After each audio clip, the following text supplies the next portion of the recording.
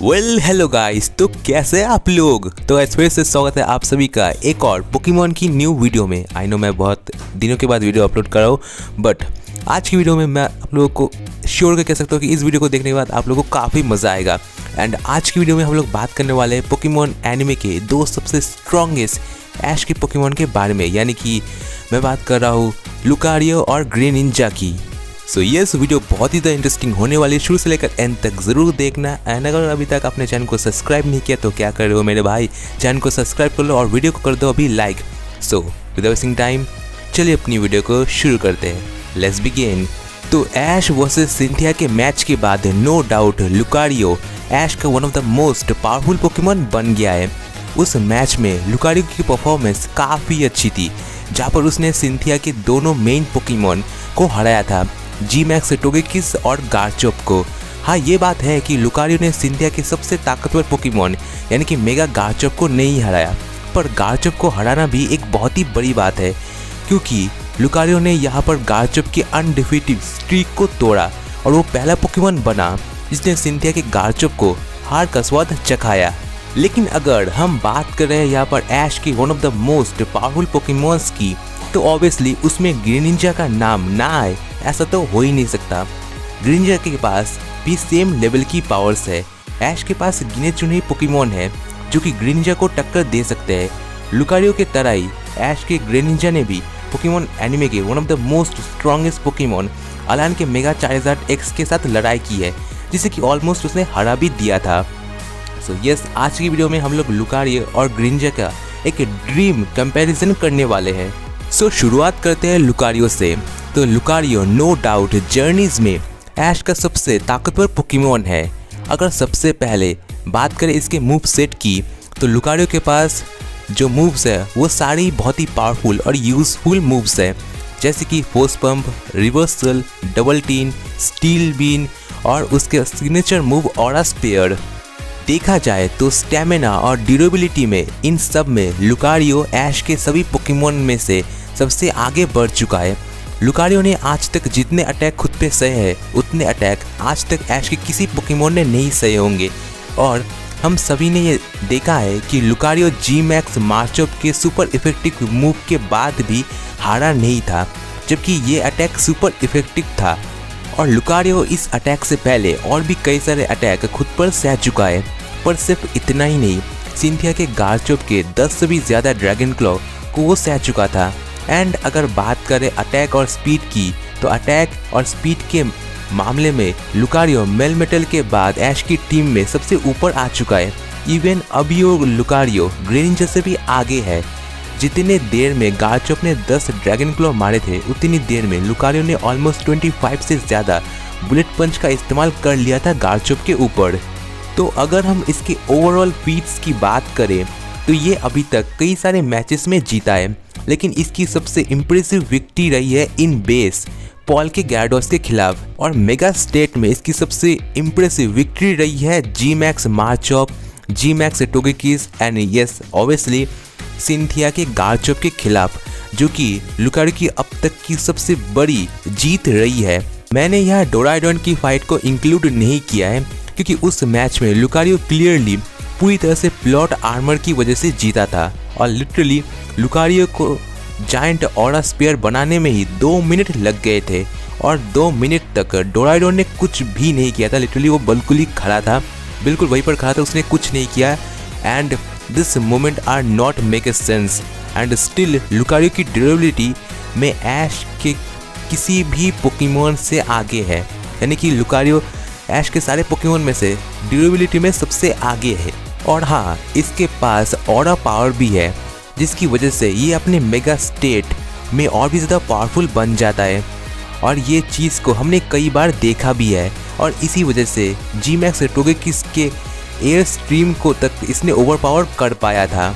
अपने aura spare से Lucario ने काफ़ी सारे मैचेस में पोकेमॉन्स को यानी कि पावरफुल पोकेमॉन्स को बैटल में डिफीट किया है।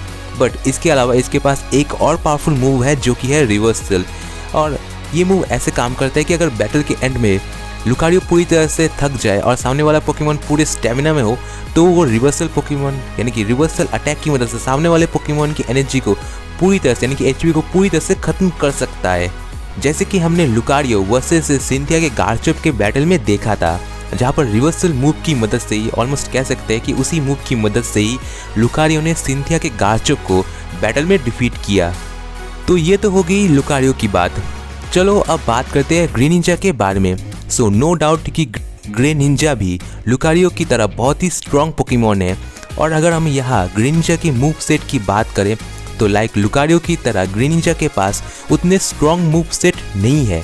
ग्रीन निंजा के पास है cut, aerial ace, shuriken, cut जैसे मूव्स है जो कि ऑब्वियसली उतने पावरफुल तो नहीं है, बट कहीं ना कहीं ग्रीन निंजा ने अपनी एबिलिटी और अपनी एबिलिटी की मदद से उन मूव्स की पावर की जो लेवल है उनको एक अलग ही लेवल पर पहुंचा दिया है। मतलब लिटरली ग्रीन निंजा अपने कट अटैक की मदद से चार्जर यानी कि मेगा चार्जर एक्स के ड्रैगन क्लॉ तक को टक्कर दे पा रहा था। अब ग्रीन निंजा के पास भले ही पावरफुल मूव्स ना हो, लेकिन इन मूव्स का अच्छे से इस्तेमाल करना ग्रीन निंजा बहुत ही अच्छे से जानता है।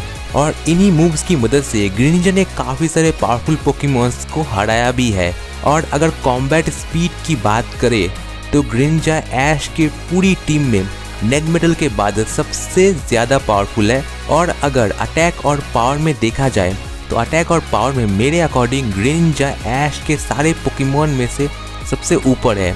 इसका अंदाज़ा तुम इससे लगा सकते हो कि एरियल एस जैसे मूव्स की मदद से उसने अलान के मेगा चार्जर एक्स को घुटने पर ले आया था, जो कि पोकेमॉन एनिमे का one of the most durable Pokemon है। और अल्टीमेट वाटर शूरिकेन से ऑलमोस्ट ग्रीन निंजा ने ऑलमोस्ट तकरीबन मेगा चार्जर एक्स को फेंट कर पाया था, जहाँ पर लुकारियो 20 या 30 बुलेट पंच एंड एक रिवर्सल की ज़रूरत पड़ी थी सिंथिया के गार्चप को हराने में। वही ऐश के ग्रीन निंजा ने सिंथिया के गार्चप से भी ज़्यादा ड्यूरेबल पोकेमॉन अलान के मेगा चार्जर एक्स को सिर्फ 2 या 3 अटैक में ऑलमोस्ट हरा ही दिया था। अटैक और पावर में ग्रीन निंजा सबसे ऊपर है और लुकारियो सेकंड पर है। एंड अगर हम बात करें ग्रीन निंजा की ओवरऑल फीड्स की, तो ओवरऑल फीड्स में ग्रीन निंजा ऐश के सारे पोकेमॉन के कंपेयर में सबसे हाई लेवल पर है। टाइप डिसएडवांटेज के बावजूद ग्रीन निंजा मेगा एबामसो और मेगा सेप्टाइल को भी बैटल में हरा दिया था। और जब उसकी बैटल मेगा चार्जर एक्स से हुई तो उसे भी ग्रीन निंजा ने ऑलमोस्ट हरा ही दिया था।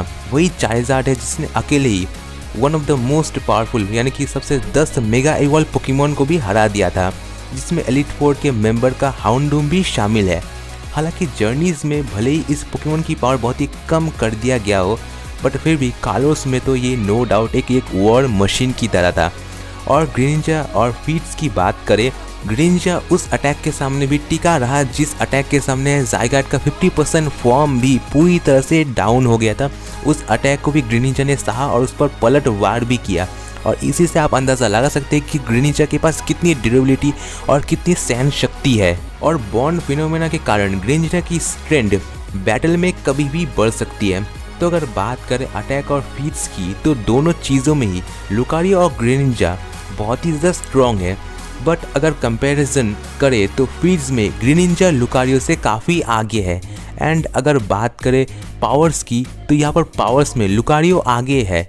अगर पावर्स में देखें तो ग्रीन निंजा के पास सिर्फ बॉन्ड एवोल्यूशन है, लेकिन लुकारियो के पास सिर्फ उसके मेगा एवोल्यूशन को छोड़कर उसके पास ऑरा पावर भी है। और आई थिंक लुकारियो के पास भी कुछ बॉन्ड फिनोमेना जैसा सिमिलर पावर्स है, जो कि हमने कई बार देखा है, जो कि काफ़ी कुछ बॉन्ड फिनोमेना जैसा ही लगता भी है, क्योंकि इसमें ऐश और लुकारियो का जो बॉन्ड है वो काफ़ी कुछ एक जैसा होता है। और ये हमने कई बार देखा भी है पोकेमॉन जर्नीज के अंदर। और हमें ये बिल्कुल भी भूलना नहीं चाहिए कि लुकारियो ऐश का वो पोकेमॉन है जिसने सबसे कम वक्त में किसी चैंपियन के पोकेमॉन को हराया है। एंड सेस पावर के कंपेरिजन में लुकारियो ग्रीन निंजा से काफ़ी आगे है, काफ़ी ज़्यादा नहीं, थोड़ा आगे। एंड फाइनली अगर बात करें बैटल्स की, तो बैटल में काफ़ी डिसाइड करना मुश्किल है, क्योंकि दोनों में से कौन जीतेगा ये काफ़ी मुश्किल है बताना है। क्योंकि लुकारियो जहाँ पर स्टेमिना ड्यूरेबिलिटी में ग्रीन निंजा से आगे है, वही ग्रीन निंजा भी कॉम्बैट स्पीड अटैक्स में लुकारियो से आगे है। एंड सिग्नेचर मूव में ग्रीन निंजा के पास है अल्टीमेट वाटर शूरिकेन, जिसको वो काफ़ी कम वक्त में, यानी कि चुटकी बजाते ही, थोड़ा टाइम लग सकता है बट कुछ ही वक्त में वो अटैक को अपने ओपोनेंट की तरफ फेंक सकता है। वही लुकारियो के पास है जायंट और स्पेयर, जिसे हिट होने में और तैयार होने में काफ़ी ज़्यादा वक्त लगता है। तो यहाँ पर मैंने सारे पॉइंट्स क्लियर कर दिए कि कौन किस में ज़्यादा आगे है। बट एक बार के लिए इमेजिन कर भी लेते हैं कि दोनों यानी कि लुकारियो और ग्रेनिंजा के बीच बैटल स्टार्ट हुई, तो उस बैटल में क्या होगा। तो अगर देखा जाए तो सारे बैटल्स के अकॉर्डिंग लुकारियो जो है वो काफ़ी ज़्यादा डिफेंस पोकेमॉन नहीं है, वो अटैक पर ज़्यादा ध्यान देता है। अपने ऊपर जो अटैक्स होता है उनको सहता है और अपने ओपोनेंट पर वार करता है। यानी कि बात तो वही होगी कि खुद सहो और ओपोनेंट पर वार करो। वही अगर देखा जाए ग्रेनिंजा, तो ग्रेनिंजा अटैक को डिफेंस करता है, उससे बचता है और फिर अटैक करता है। तो यहाँ पर अगर देखा जाए तो अगर ग्रेनिंजा पावरफुल अटैक करे, यानी कि जैसे अपना अल्टीमेट वाटर शूरिकेन और कुछ पावरफुल मूव्स, तो यहाँ पर लुकारियो के जीतने के चांसेस काफ़ी कम होंगे। बट अगर एट द एंड मोमेंट पर लुकारियो किसी तरह बच गया और अपने रिवर्सल मूव को इस्तेमाल करने में कामयाब रहा, तो डेफिनेटली यहाँ पर जीत लुकारियो की होगी। तो दोनों के पास ही सेम पॉइंट्स है। बट आखिर में मैं आप सब पर छोड़ता हूँ, आप लोग कमेंट करके बताइए कि आपके अकॉर्डिंग लुकारियो और ग्रेनिंजा के बैटल में कौन जीत सकता है। कमेंट करके अभी बताइए। सो आज के लिए बस इतना ही। होप करता आप लोग को वीडियो पसंद आई होगी। वीडियो पसंद आया तो लाइक कर दीजिए, चैनल पर पहली बार आए तो सब्सक्राइब कर लीजिए। सो मिलते हैं किसी नेक्स्ट एंड ऐसी ऑसम वाली वीडियो में। तब तक के लिए नमस्ते, खुदा हाफिज, सागर प्रणाम।